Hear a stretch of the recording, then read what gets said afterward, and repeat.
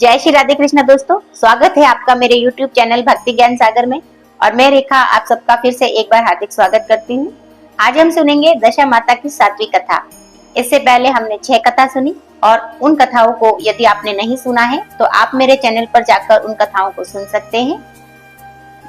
यदि आप मेरे चैनल पर पहली बार आए हैं तो मेरे चैनल को सब्सक्राइब करके बेल आइकन का बटन जरूर दबाएं।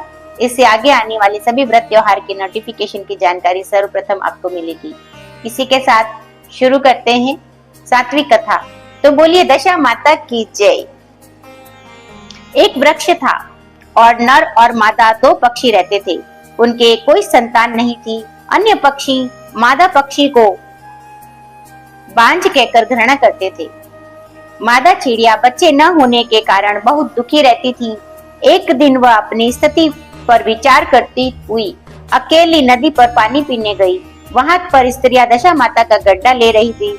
उनका एक गड्ढा बच गया तो उन्हें कोई उच्च वर्ग की स्त्री नहीं दिखाई पड़ी जिन्हें वह गड्ढा देती।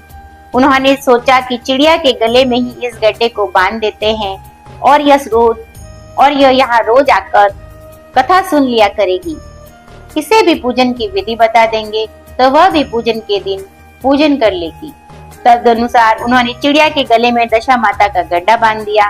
उसे समझा दिया, प्रतिदिन 9 दिन तक यहाँ आकर कहानी सुन लिया करो और 10वें दिन 21 गेहूं के दाने लाकर उनमें से एक दाना दशा माता के नाम से नदी में डाल देना और शेष 20 दाने स्वयं खा लेना। चिड़िया ने 9 दिन तक नियम पूर्वक दशा माता की कहानी सुनी। 10वें दिन स्त्रियों द्वारा बताई गई विधि के अनुसार गड्ढा एवं एक गेहूं का दाना नदी में डालकर पारण किया और कुछ दिनों के बाद उस चिड़िया के भी बच्चे हो गए। अन्य चिड़ियों को बड़ा आश्चर्य हुआ कि इसे तो बच्चे होते ही नहीं थे और अब बच्चे कैसे होने लगे। यह चिड़िया बोली कि जब मुझे बच्चे नहीं होते थे तब मुझे बांझ कहकर बुलाती थी और अब मुझे दशा माता की कृपा से बच्चे होने लगे। चिड़िया के पूछने पर उसने दशा माता के गड्ढे लेने का सारा हाल कह सुनाया और पूजा की विधि का भी वर्णन सुना दिया। तब से जंगल की सारी चिड़िया दशा माता का व्रत करने लगी। तो बोलिए दशा माता की जय। इस प्रकार दशा माता जो है केवल मनुष्यों पर ही नहीं बल्कि जीव जंतु पशु पक्षियों सभी का भला करती है, सभी की दशा सुधारती है।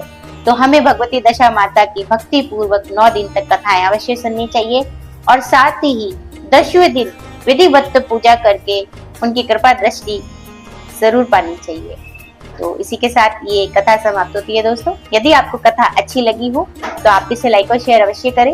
साथ ही यदि आपने हमारे चैनल को अभी तक सब्सक्राइब नहीं किया है तो आगे आने वाले सभी व्रत त्योहार की कथा कहानी का नोटिफिकेशन पाने के लिए आप हमारे चैनल को सब्सक्राइब करें।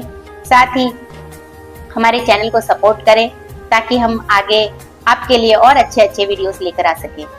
इसी के साथ मिलते हैं हमारे अगले वीडियो में अगली जानकारी के साथ, अगली कथा के साथ। तब तक के लिए आपका दिन शुभ और मंगलमय रहे, इसी कामना के साथ जय दशा माता, जय श्री राधे कृष्णा, राधे राधे दोस्तों।